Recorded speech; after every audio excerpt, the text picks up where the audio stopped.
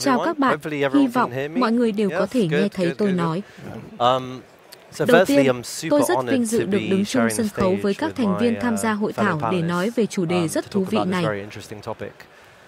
Chúng ta sẽ đề cập đến các đồng stablecoin, bối cảnh của các đồng stable, những gì đã xảy ra trong 12 tháng qua, bối cảnh pháp lý, các đồng stablecoin, chúng ta nhìn thấy tương lai ở đâu và những thách thức khi bắt đầu là gì.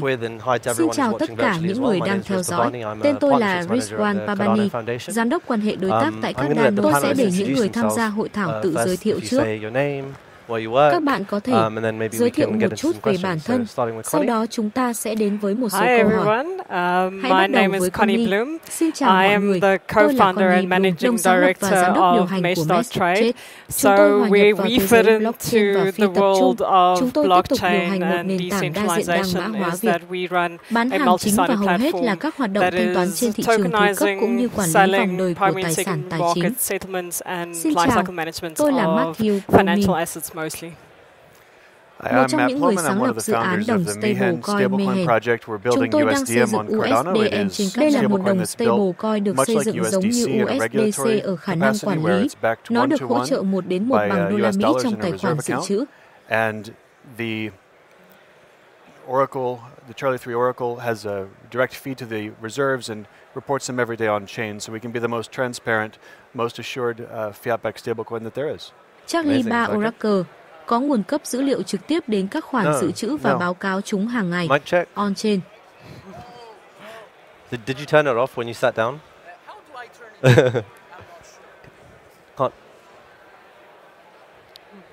Để chúng tôi có thể trở thành đồng stablecoin fiat minh bạch nhất, đảm bảo nhất hiện có.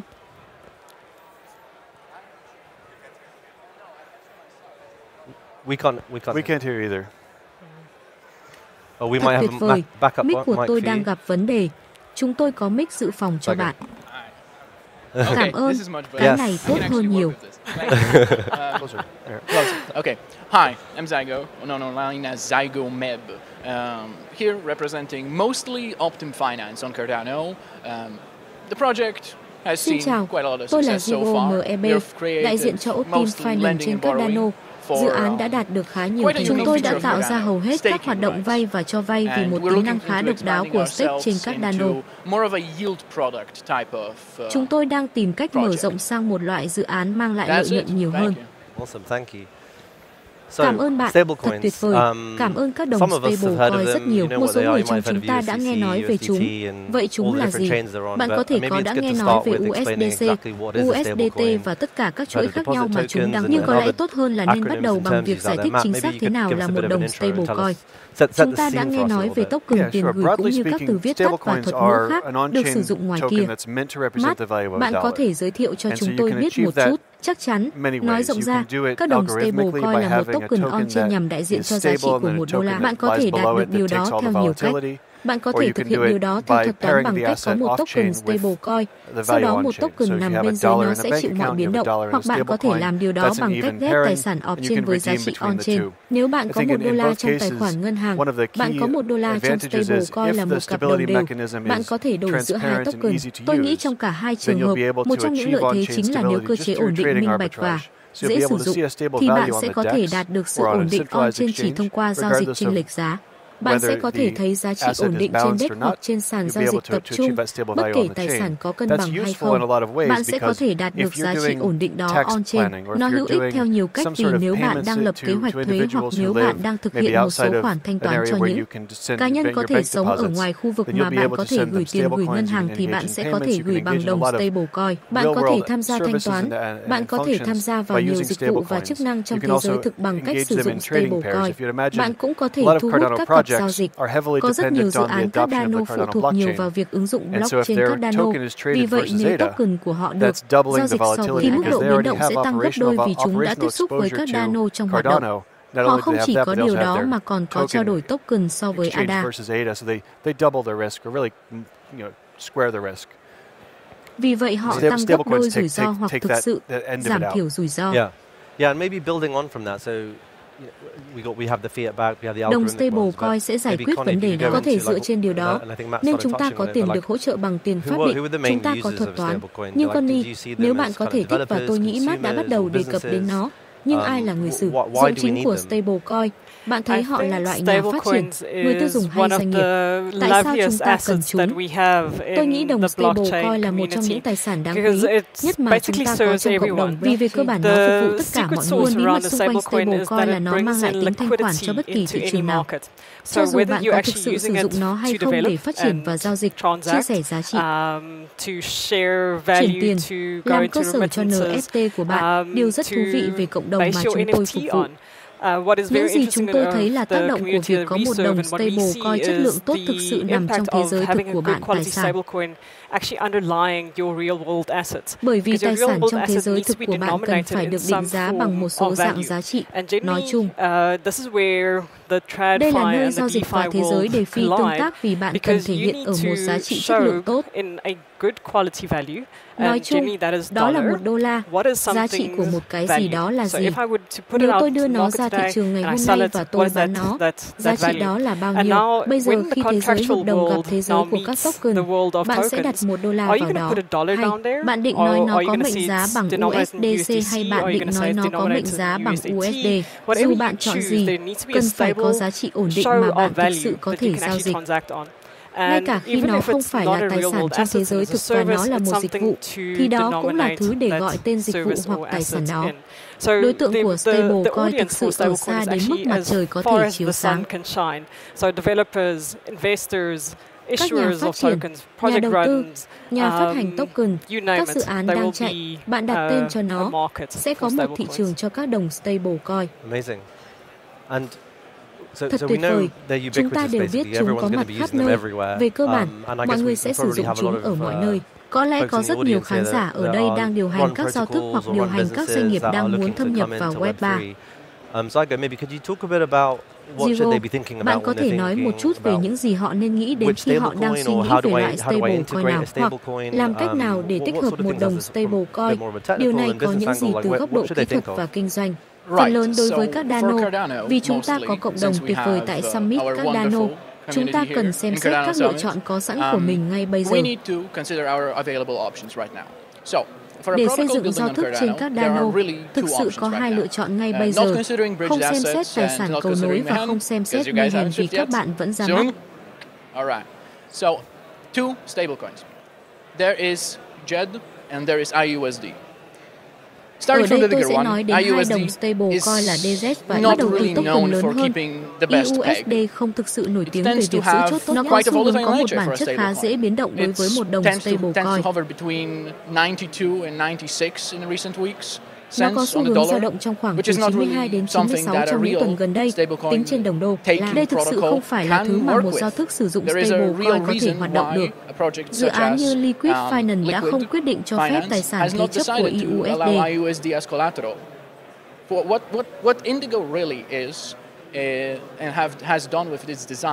Những gì Indigo thực sự có và đã làm với thiết kế này là tận dụng sự nổi bật của Liquid. Đó là giao thức trên Ethereum đã chứng kiến rất nhiều sự phát triển trong những năm qua. Nhưng Indigo Lab đã loại bỏ các tính năng bảo mật và phương pháp bảo vệ PEC khỏi hệ thống. Bây giờ chúng ta đang mắc kẹt với thứ về cơ bản là tài sản theo dõi USD hàng tuần vàng. Là một đồng stablecoin, nó không thể bảo vệ PEC thấp hơn, như tôi thường tham khảo nó. Ngược lại, DZ hiện không thể khai thác được, do đó khó có thể mở rộng, quy mô theo nhu cầu vốn ngày càng lớn, đồng thời nó giữ PEC của mình đủ tốt. Đó là một việc tốt về DZ. Một điều tốt mà tôi có thể nói về DZ là đối với một giao thức sử dụng nó. Giả sử nó có giá trị ít nhất là $1 thì đó là một sự đảm bảo khá an toàn. Nó có thể tăng giá trị cao như mong muốn. Có những trường hợp khá suy thoái mà DZ thậm chí có thể thấy mức tăng trên $2. Điều này khá thú vị.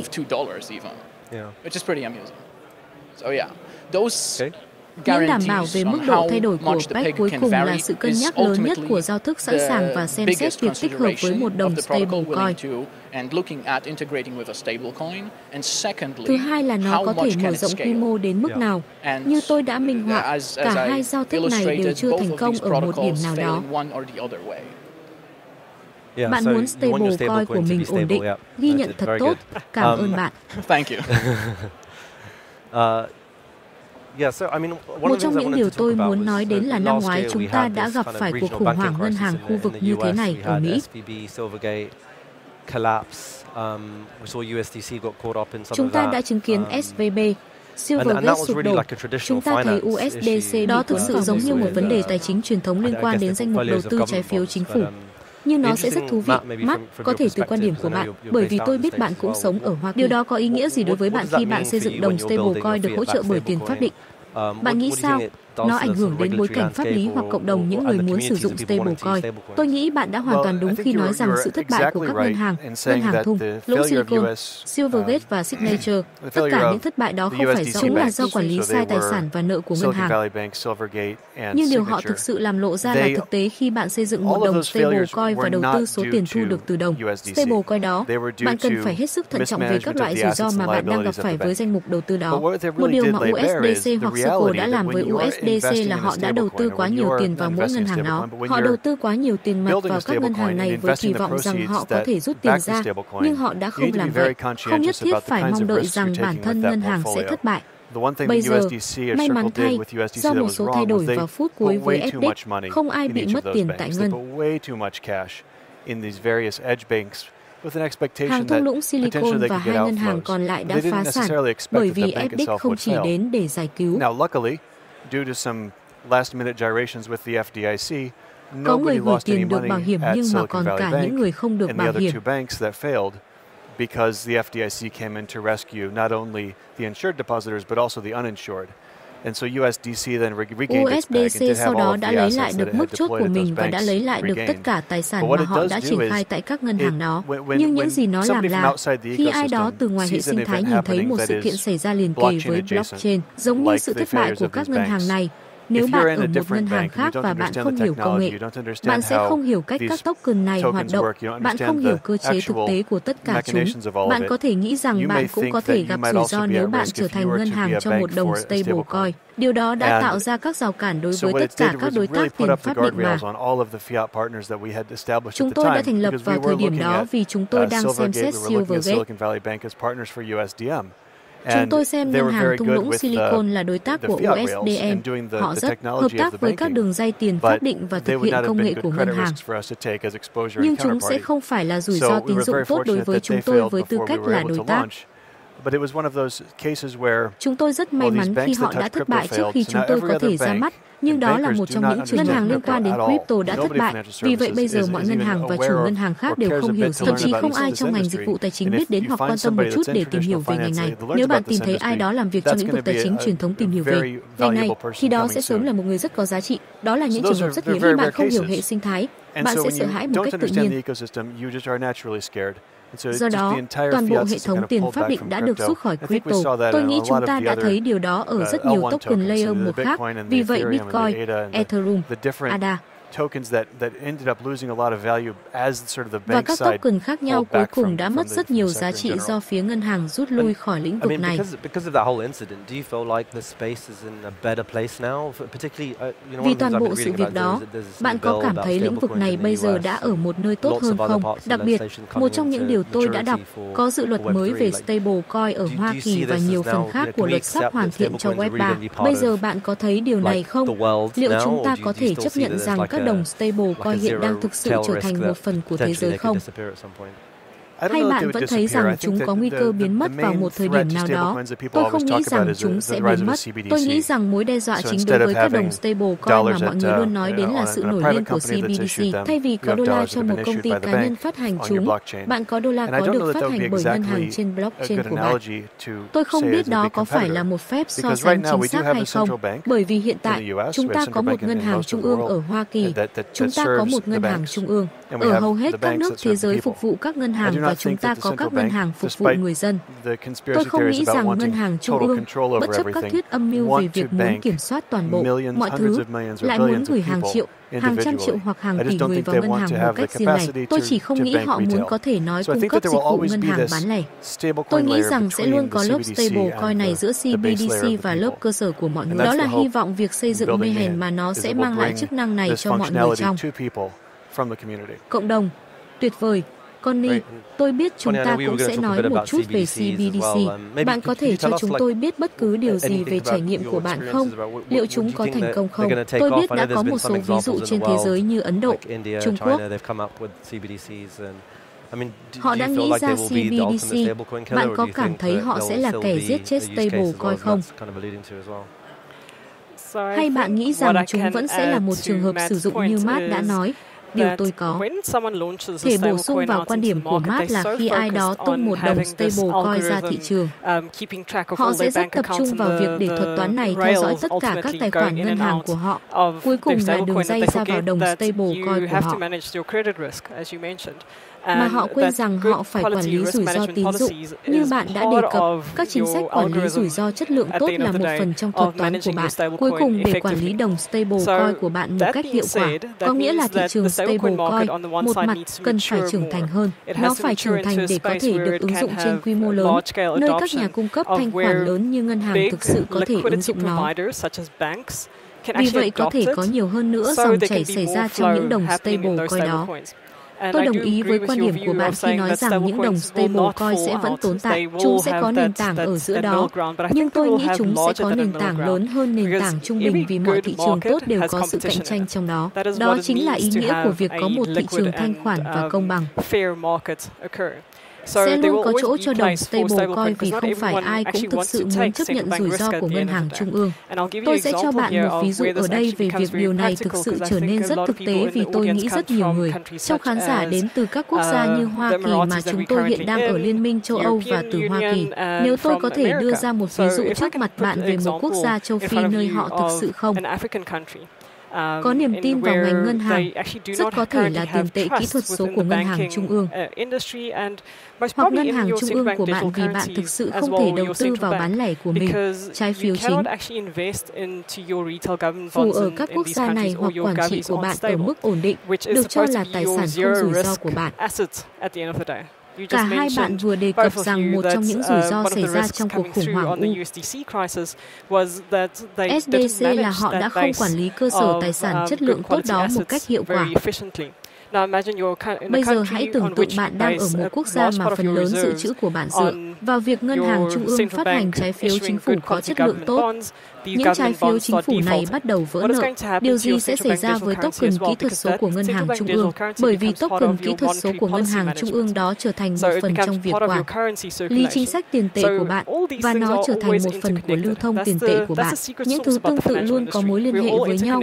Đó là nguồn bí mật về ngành tài chính. Tất cả chúng ta đều kết nối với nhau và tất cả chúng ta đều có thể học hỏi lẫn nhau, nhưng tất cả chúng ta đều có thể thất bại cùng nhau. Ý kiến rất hay, những đồng stablecoin cũng cần phải ổn định. Nếu tôi định xây dựng một đồng stablecoin, Zero, tôi biết bạn đang xây dựng một token trên Ethereum, phải không? Đó là đích.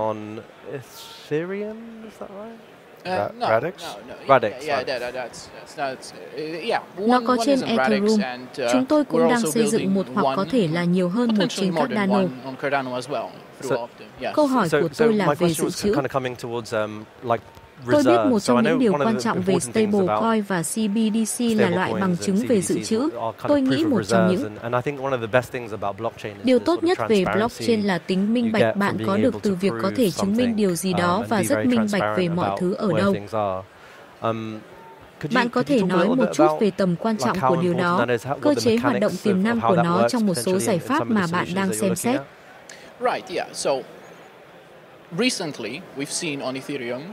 Gần đây, chúng tôi đã thấy trên Ethereum một làn sóng, tôi có thể gọi nó là các đồng stablecoin bắt đầu chuyển lợi nhuận trở lại cho người dùng, những người nắm giữ. Tất cả những đồng stablecoin đó về cơ bản đã vượt qua lợi suất bằng không, giờ đây là chuyển ngân quỹ trở lại cho những người nắm giữ chuỗi, khá cạnh tranh, đặc biệt là trên Stretch, vì họ phát hành thêm lợi nhuận cho người dùng dựa trên tỷ lệ phần trăm thực sự được stake. Đó là một lưu ý khá quan trọng và là sự tối ưu hóa từ phía họ tích cực đo lường cung và cầu đối với lợi tức đó. Điều đó cho phép người dùng của họ chủ động thể hiện mong muốn chấp nhận rủi ro khi tham gia vào giao thức của họ. Như vậy, người dùng giao thức đó được thưởng khi nắm giữ tài sản. Không thấy bất kỳ giao thức nào thực sự sử dụng điều đó. Giao thức duy nhất mà tôi có thể nói một cách an toàn về bất kỳ hoạt động quản lý dự trữ nào của nó là liquid. Những gì họ đang làm là bất kỳ thị trường đích nào, bất kỳ thị trường tiền tệ nào, đều cần đảm bảo đủ lượng dự trữ của họ. Các tài sản được cung cấp có sẵn để giúp. What they're doing is any lending marketplace, any money market needs to ensure sufficient amounts of their reserves, the supplied assets, are available to be withdrawn. It's kind of the same thing as banks, really.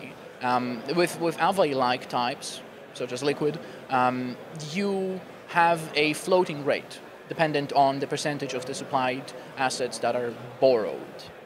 This means that in effect, thực sự thì nó cũng giống như các ngân hàng. Đối với liquid, bạn có lãi suất thả nổi phụ thuộc vào tỷ lệ phần trăm tài sản được cung cấp được vay. Điều này có nghĩa là, trên thực tế, họ hành xử giống như các ngân hàng theo nghĩa này. Nhưng nhìn chung, khi xem xét các chiến lược dự trữ nâng cao hơn, về cơ bản, bạn sẽ xem xét đâu là công cụ tổng hợp lợi nhuận thực sự thuộc loại của bạn. Dự trữ của họ cần phải được phân bổ bằng cách nào đó trên hệ sinh thái DeFi một cách minh bạch và theo cách mà bản chất của những chiến lược đó không thể bị khai thác.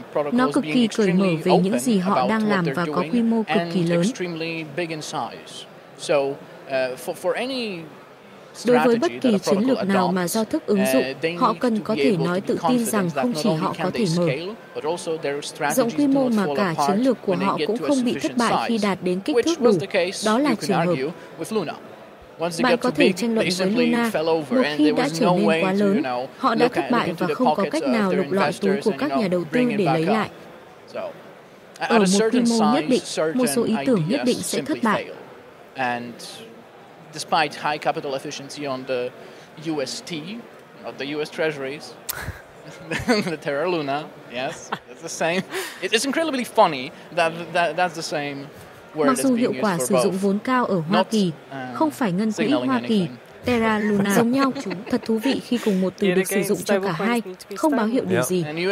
Một lần nữa, các đồng stablecoin cần phải ổn định và ngân quỹ Hoa Kỳ cũng cần phải ổn định. Thực ra thì không phải vậy. Họ không cần phải như vậy. Đó thực sự là sai lầm đã được các đồng nghiệp của tôi đề cập ở đây. Đó chính là vấn đề mà các ngân hàng gặp phải. Họ đã không quản lý dự trữ của mình một cách thích hợp. Đó thực sự là những gì nó hướng tới. Bạn có nghĩ rằng chúng ta sẽ thấy các hàng trung ương ứng dụng một số công nghệ này để chứng minh dự trữ của họ không? Hay chúng ta chỉ tiếp tục tin tưởng vào những gì họ nói trên bảng cân đối kế toán của họ? Tôi nghĩ thứ gần nhất mà chúng ta thích một ngân hàng trung ương crypto là Binance. Lấy Viễn làm ví dụ, họ đưa ra bằng chứng về dự trữ, nhưng họ không đưa ra bằng chứng về trách nhiệm pháp lý. Có lý do để tin rằng những ngân hàng đó sẽ hành xử theo cách tương tự. Họ sẽ làm điều đó chứ? Liệu họ có làm không? Nhưng hãy giúp họ đưa tài sản của họ được token hóa. Họ không thích từ token hóa. Và chúng ta có thể hiểu rõ hơn về những gì đang xảy ra trên bảng cân đối kế toán của họ, hiểu rõ hơn về những gì đang xảy ra trong tài khoản của họ, bởi vì bạn sẽ luôn có sự ngắt kết nối giữa số dư token trong tài khoản token của bạn và nơi tài. Sản cơ bản của bạn nằm trừ khi tài sản được mã hóa và quản lý một cách hiệu quả theo cùng một cách. Bởi vì tôi cảm thấy nếu chúng ta có thể thực hiện token hóa nhiều hơn trong thế giới tài chính truyền thống, tôi cảm thấy điều đó cũng sẽ làm tăng sự tin cậy vào hệ thống và loại bỏ bất kỳ ai hành động ác ý. Tôi cảm thấy đó là điều chúng ta cần phải làm. Hy vọng rằng chúng ta sẽ có một số giải pháp như vậy trong thời gian tới. Tôi định hỏi bạn về USDM. Làm thế nào bạn đi đến quyết định xây dựng trên các nano? Đó có phải là một quyết định dễ dàng mà bạn đưa ra không? Bởi vì tôi nghĩ mọi người đều phải lựa chọn một blockchain tại một thời điểm nào đó. Bạn sẽ làm cách nào để đưa ra quyết định đó? Đó không phải là cách Mayhem đã diễn ra. Yeah, that's not how Mayhem happened. Chúng tôi không phải là một đồng stablecoin đang tìm kiếm một chuỗi. Chúng tôi đến từ cộng đồng. Một blockchain cần một đồng stablecoin. Mayhem được xây dựng bởi những người vận hành pool, bởi các lập trình viên trong cộng đồng, bởi những người đã cùng nhau cố gắng giải quyết mọi việc. Và tôi đã ở Cardano, tôi đã tham dự Summit năm 2021 ở New York. Tôi đã gặp một vài người đến. Tôi có một người bạn cũ cùng học đại học. Anh ấy là thành viên của nhóm quảng cáo và đã bảo tôi hãy xem Cardano. Điều đó có thể rất vui đối với tôi. Trong nhiều năm, tôi đã bác bỏ bất cứ điều gì anh ấy nói về blockchain vì tôi không muốn biết bất cứ điều gì về nó. Sau đó, vào năm 2020, thị trường tiền tệ, phần đầu của thị trường vốn gần như sụp đổ. Chúng tôi đã cố gắng tìm. Vì vậy, tôi bắt đầu nghĩ về việc có thể các quỹ giao dịch mạng ngang hàng sẽ là điều chúng tôi có thể làm. Đó có phải là điều mà blockchain có thể làm được không? Tôi không biết.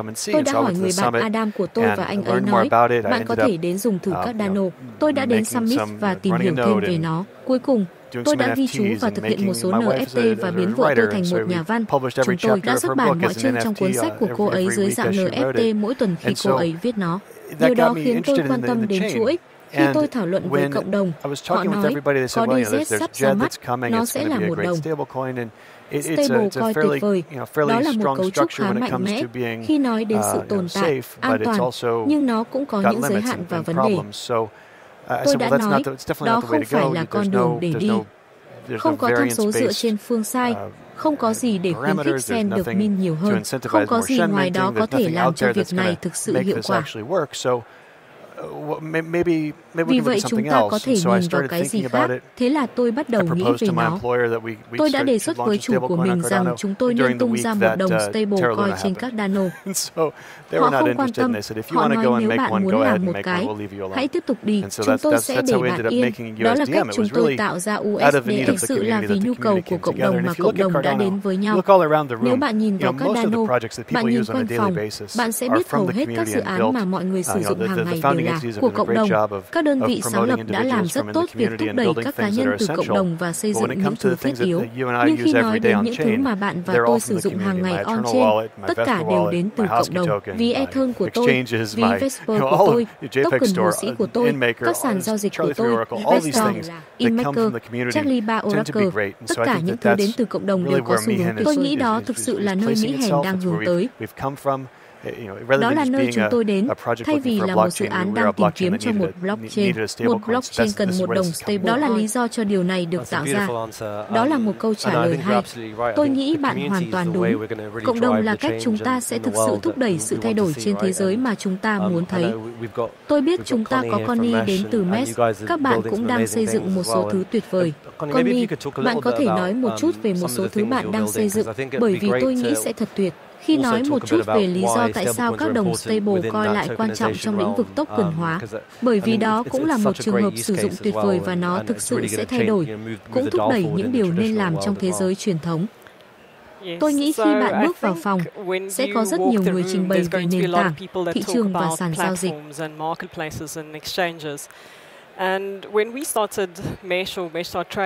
Khi chúng tôi bắt đầu Mesh hoặc Mesh Start Trade, chúng tôi đã xem xét đâu sẽ là hoạt động bán hàng độc đáo. Chúng ta sẽ rơi vào thị trường này ở đâu, đặc biệt là với sự phức tạp của thị trường vốn và tài chính. Khi tôi nhìn vào thị trường này, có 5 điều nổi bật đối với tôi. Thứ nhất, đó là việc tạo ra tài sản. Thứ hai, đó là việc bán những tài sản đó. Khi giao dịch, một số người sẽ tham gia, họ sẽ đưa ra một vài điểm lớn ở đây. Tiếp theo là đăng ký đấu giá thị trường, tất cả những thứ họ giao dịch. Sau đó, chúng tôi đang xem xét việc giải quyết, chúng tôi đang xem xét quyền sở hữu.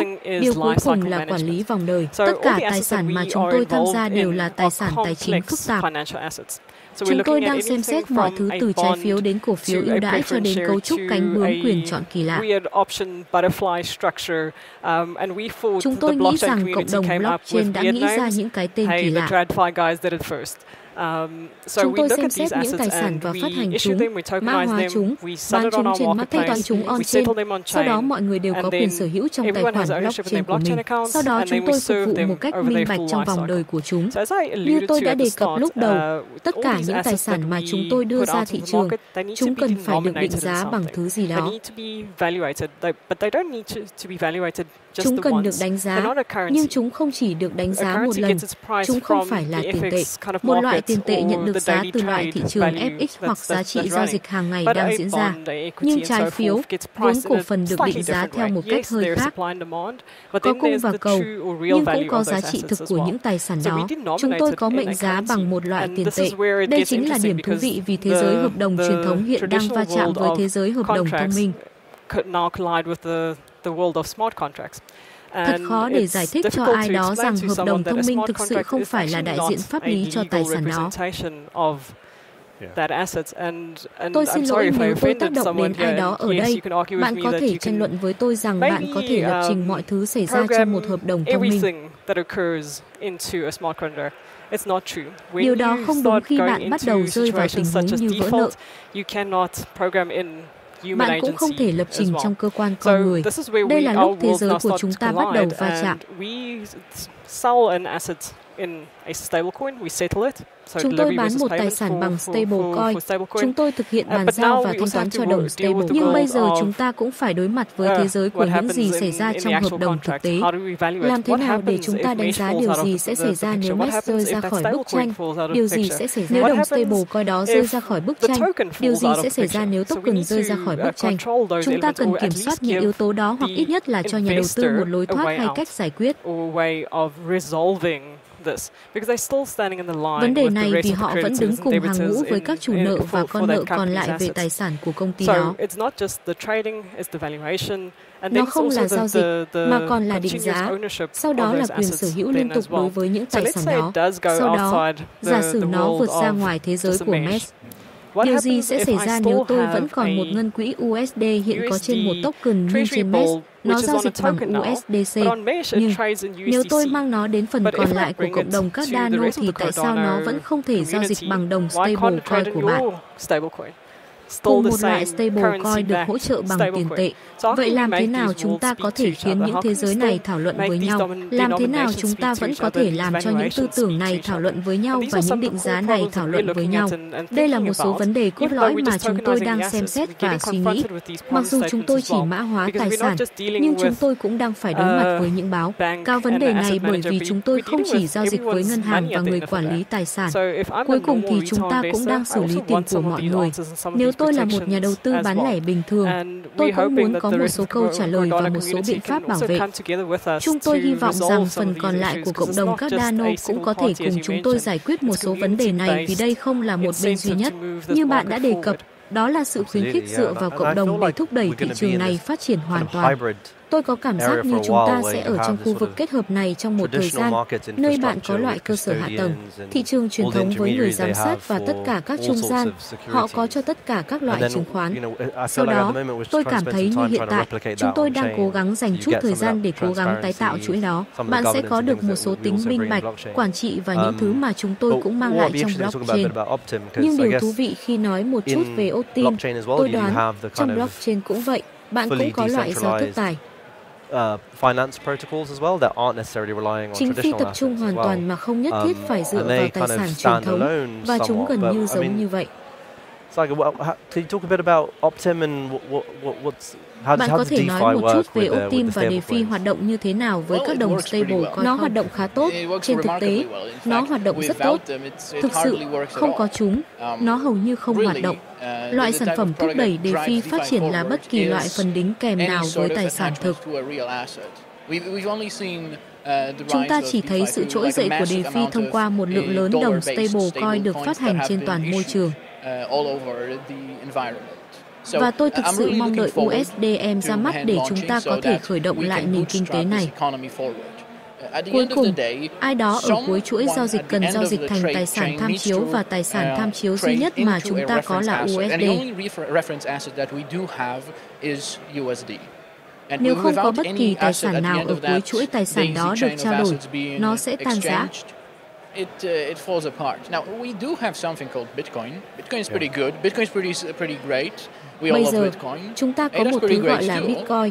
Bitcoin khá tốt, Bitcoin khá tuyệt vời. Tất cả chúng ta đều yêu thích, ADA cũng rất tuyệt vời. Nó đã làm hết sức mình để mô phỏng thành công của Bitcoin như một mạng lưới bằng chứng cổ phần. Bây giờ, với ý nghĩ đó, chúng ta có thể lập luận rằng chúng ta không thể xây dựng nền kinh tế quy mô lớn chỉ dựa trên blockchain. Đó là một lập luận công bằng, mang tính triết lý nhiều hơn là ngược lại. Nhưng hiện tại, tất cả đều phụ thuộc vào người dùng thông thường, những người không thể làm việc riêng với crypto. Các doanh nghiệp cần đô la trên quy mô lớn, cần đô la đáng tin cậy. Tất cả đều quy về đô la, không phải euro, đồng PLN của Ba Lan hay bất kỳ loại nào khác. Tại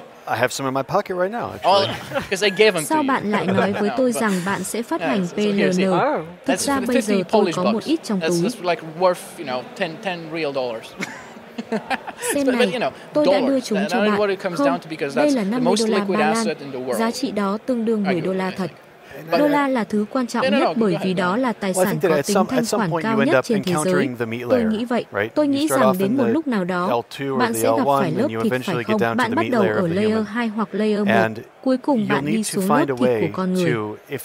Bạn sẽ cần tìm cách, nếu bạn đang xây dựng một đồng stablecoin, nếu bạn đang xây dựng tài sản trong thế giới thực, nếu bạn có token trong bất kỳ thứ gì tương tác với lớp thịt, bạn cần phải thực sự tương tác với tầng lớp xã hội nữa, bao gồm chính phủ, bao gồm luật pháp, bao gồm các quy định bao trùm mà xã hội đã xây dựng. Ở mức độ mà chúng ta có thể thoát khỏi điều đó và bước vào thế giới blockchain, chúng ta có thể có các tài sản tham khảo như Bitcoin. Chúng ta có thể tưởng tượng một thế giới trong tương lai nơi Bitcoin là tiền tệ tham chiếu cho thế giới, nơi mọi thứ được giao dịch so với token tiêu tốn năng lượng. Bất biến này thực sự là mục tiêu cuối cùng. Nhưng cho đến khi đạt được điều đó, chúng ta cần xây dựng tất cả các hệ thống cần thiết giữa nơi này và nơi kia. Nếu không có người dùng thực tế sử dụng token, đồng stablecoin làm tài sản tham chiếu, chỉ nhờ vào khả năng giữ giá trị và hữu ích của nó đối với riêng chúng như một loại tiền tệ. Chúng ta không thể xây dựng nền tài chính dựa trên những thứ đó. Nếu nó không thể được sử dụng cho thương mại, thì thực sự nó không thể được sử dụng cho bất kỳ mục đích nào khác.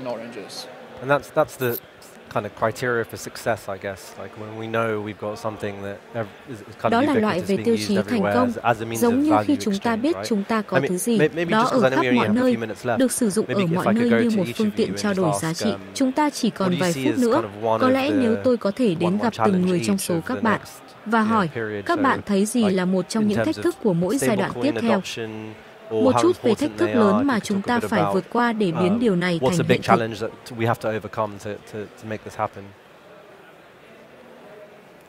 Tôi có thể tiếp tục vì chúng ta đang bàn về nó. Một thách thức lớn là đảm bảo rằng tài sản mà chúng ta tạo ra đồng stablecoin không nhất thiết phải là tiền thật. Bạn có thể tạo ra một đồng stablecoin bằng đô la. Bạn có thể tạo ra một đồng stablecoin của ADA. Đó là những gì chúng tôi sẽ làm với Optinku. Đó là đồng stablecoin tuân theo các nguyên tắc tương tự. Chúng ta vẫn cần sử dụng ADA làm tài sản tham chiếu để token đó thành công vì khi đó chúng ta có thể nâng cao lợi nhuận. Chúng ta có thể làm rất nhiều thứ với nó. Nhưng nếu không có một thị trường lớn hơn, thanh khoản hơn nhiều, thì bất kỳ loại stablecoin nào cuối cùng cũng sẽ thất bại vì nó không đại diện cho bất cứ điều gì có ý nghĩa thực sự mà nó gắn liền với nó. Bạn thậm chí có thể lập luận rằng các thị trường token stablecoin mà chúng ta có hiện nay sẽ đạt đến giới hạn tự nhiên vào một thời điểm nào đó bởi vì chúng sẽ không còn tham chiếu đến bất kỳ thứ gì nữa và sẽ là một sinh vật, một bí ẩn tự coi chính nó là giá trị. Vậy thách thức của bạn có phải là nhu cầu không và đó có phải là tầm nhìn của CBDC không? Bây giờ chúng ta không đề cập đến bất cứ điều gì khác ngoài chính nó. Đó là sự thật. Giống như ADA là một đồng stablecoin của ADA, được phát hành về mặt kỹ thuật bởi một hệ thống thuật toán và stake pool có lập trình.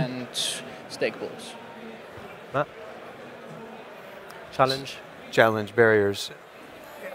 Tôi hy vọng rằng hệ thống quản lý của Hoa Kỳ sẽ theo kịp. Tôi đã làm việc với 50 cơ quan quản lý khác nhau ở 50 tiểu bang khác nhau để cố gắng giải thích cho họ chính xác những gì chúng tôi đang làm. May mắn thay, con đường mà chúng tôi đang đi được biết đến vì nó giống với con đường mà USD larger C và một stablecoins số on đồng Ethereum have taken. stablecoin lớn And hơn it's a khác fairly trên Ethereum đã well-known đi. Đó là con đường khá nổi But tiếng. when Nhưng we khi really chúng get tôi into thực it, sự tham gia vào it's vấn more đề này, important that điều quan federal trọng hơn là regulators các cơ understand quan what we're quản lý doing, liên bang that hiểu những gì the chúng tôi đang banks that làm, are associated rằng with các ngân those hàng được federal liên kết với regulators các are cơ quan also quản lý liên bang đó cũng understanding phải hiểu of what stablecoin là gì. stablecoins are and how necessary they are and what asset Chúng tokenization cần thiết means. như thế nào cũng như This ý whole nghĩa của việc adoption mã hóa curve tài that sản. needs to be accelerated Toàn bộ so đường that cong ứng dụng cần được Cardano tăng and tốc the để other các Dano và các layer L1s 1 can all khác be đều a có thể meaningful đóng góp có ý make a nghĩa meaningful cho thế contribution giới. to the world. Tôi nghĩ rằng quy định này là cực kỳ quan trọng. Cuối cùng tôi đoán khi bạn có sự chắc chắn về mặt pháp lý và quy định về một số token này, thì bạn chỉ cần biết rằng nhu cầu vẫn đang chờ xuất hiện. Chắc chắn rằng họ có thể bắt đầu tương tác và ứng dụng tốt. Nếu bạn xem xét liệu bạn có muốn luật 101 của mình đảm nhận vào những thứ tương tự hay không, lý thuyết tiền luật cơ bản của bạn là xem xét hành động và xem nó thực sự là gì và xem luật nào sẽ ứng dụng cho nó. Nếu bạn xem xét hành động của một nhà phát hành stablecoin, không nhất thiết phải có cùng một điều mà một số luật cụ thể sẽ ứng dụng cho nó, nhưng có những luật sẽ ứng dụng cho nó. Vấn đề là không ai thực sự nhìn vào những hành động mà chúng tôi đang thực hiện, bởi vì những hành động thực tế mà chúng tôi đang thực hiện rất rõ ràng, rất minh bạch và cần được phổ biến rộng rãi. Có lẽ nên có một số quy định nào đó chi phối cách chúng tôi quản lý dự trữ hoặc tính minh bạch của chúng tôi hoặc những thứ khác. Nhưng hành động thực tế là lấy $1 từ ai đó, đưa nó vào blockchain, nó không quá điên rồ. Nhưng không ai thực sự muốn nhìn vào hành động đó. Tuyệt vời, cảm ơn Connie. Ý kiến của tôi có phần trùng lắp với hai bạn. Đó là niềm tin trên quy mô lớn. Chúng tôi muốn 3 điều.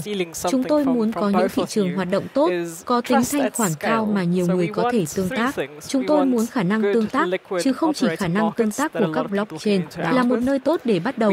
Nhưng hãy để các tài sản khác cũng có thể tương tác với nhau. Hãy để ví có thể tương tác được. Hãy để mọi người và danh tính của họ có thể tương tác với nhau. Điều cuối cùng là hãy tin tưởng ở quy mô lớn. Tôi đã nói các quy định, tính thanh khoản và sau đó là khả năng tương tác.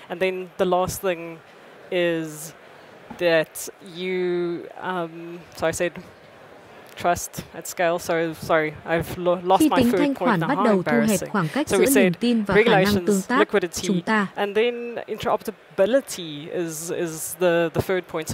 thực sự sẽ thấy các thị trường đang bắt đầu trở thành thị trường năng động và bắt đầu vận hành.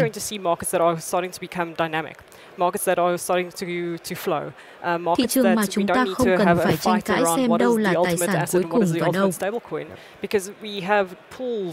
là stablecoin cuối cùng, bởi vì chúng ta có các nhóm giá trị được giao dịch với nhau. Nếu chúng ta không thực sự bắt đầu làm việc với niềm tin đó trên quy mô lớn và giải quyết một số tuyên bố vấn đề làm nền tảng cho các quy định dựa trên nguyên tắc mà bạn vừa đề cập, chúng ta sẽ không thực sự thấy thị trường này trở thành giấc mơ mà tất cả chúng ta đang hy vọng nó trở thành hiện thực. Tôi nghĩ đó là một điểm thực sự tuyệt vời. Tôi nghĩ sự phân mảnh là thứ mà tôi cảm thấy như thế giới đang trải qua. Chúng ta đã trải qua quá trình toàn cầu hóa. Bây giờ chúng tôi đang cố gắng phân mảnh. Hy vọng, điều đó thật thú vị vì blockchain rất phi tập trung. Sau đó bạn cần phải tạo ra những loại này của các pool thanh khoản trung tâm. Nhưng tôi nghĩ quan điểm của bạn về khả năng tương tác thực sự rất quan trọng, bởi vì bạn muốn đảm bảo mọi thứ có thể giao tiếp với nhau để chúng ta có nguồn thanh khoản lớn để sử dụng khi bạn muốn kinh doanh. Điều đó cực kỳ quan trọng. Chúng ta đã hết thời gian. Chúng ta đã có một cuộc thảo luận thực sự rất thú vị. Cảm ơn Connie, Matt và Zico rất nhiều vì đã dành thời gian. Thật tuyệt khi được thảo luận với bạn về mọi thứ tuyệt vời ở thời điểm này. Trong lịch sử, khi chúng ta đang chứng kiến việc ứng dụng tài sản kỹ thuật số, chỉ có thời gian mới có thể trả lời trong 5 đến 10 năm tới điều gì sẽ xảy ra. Hy vọng là chúng ta sẽ quay lại các summit trong tương lai để thảo luận thêm về vấn đề này. Cảm ơn mọi người đã lắng nghe.